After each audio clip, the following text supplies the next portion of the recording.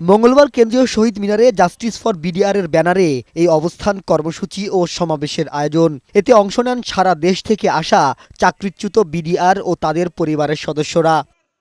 ৮ দফা দাবিতে সমাবেশে যোগ দিয়ে ভুক্তভোগী চাকরিচ্যুত বিডিআর সদস্যরা অভিযোগ করে বলেন, বিগত আওয়ামী লীগ সরকার বিডিআর হত্যাকাণ্ডকে বিদ্রোহ দেখিয়ে পরিকল্পিতভাবে নিরপরাধ বিডিআর সদস্যদেরকে চাকরিচ্যুত করেছিল।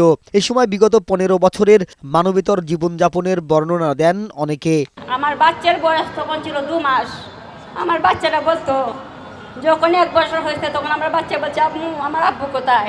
তোমার আব্বু চাকরি কোথায়? তোমার আব্বু আসবে, বড় ঈদে আসবে, ছোট ঈদে আসবে। বলছে আম্মু ঈদ তো চলে যাচ্ছে, আমার আব্বু তো আসে নাই। তাদের চাকরি এবং পেনশন গ্র্যাচুইটি সহ সব রকমের সুযোগ সুবিধা ফেরত দেওয়ার জন্য অবস্থান কর্মসূচিতে বৈষম্য বিরোধী ছাত্র আন্দোলন, ছাত্র অধিকার পরিষদ সহ বিভিন্ন দলের সদস্যরা সংহতি প্রকাশ করেন। মাননীয় উপদেষ্টা মহোদয়, আপনার প্রতি আমাদের আস্থা রয়েছে, আমাদের ভালোবাসা রয়েছে, আমাদের সমর্থন রয়েছে।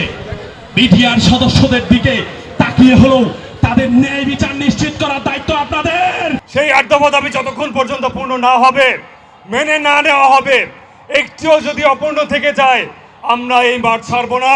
সমাবেশ থেকে বৈষম্য বিরোধী ছাত্র আন্দোলনের অন্যতম সমন্বয়ক মাহিন সরকার বুধবার বেলা ১২টা পর্যন্ত দাবি মেনে নিতে আলটিমেটাম দেন। তারা কেন এখনো আমাদের এই দাবি দাওয়াগুলোর প্রতি কর্ণপাত করছে না? যদি না মানা হয় তাহলে আবারও বলছি, আমাদের এই আন্দোলন কিন্তু আরো তীব্র থেকে তীব্রতর হবে। এদিকে সরকারি প্রাথমিক বিদ্যালয়ে সহকারী শিক্ষক পদে তৃতীয় ধাপে ঢাকা ও চট্টগ্রাম বিভাগের ৬,৫৩১ জনের নিয়োগের দাবিতে শাহবাগ জাতীয় জাদুঘরের সামনে অবস্থান কর্মসূচি পালন করছেন সুপারিশপ্রাপ্তরা। এখন কেন আমাদের নিয়োগ নিয়ে তালবাহানা? আমরা মানি না। শান্তিপূর্ণভাবে আমরা মানববন্ধন করে যাব, যোগদান পত্র নিয়ে আমরা বাড়ি ফিরব। মাহবুব আজমি, বৈশাখী সংবাদ, ঢাকা।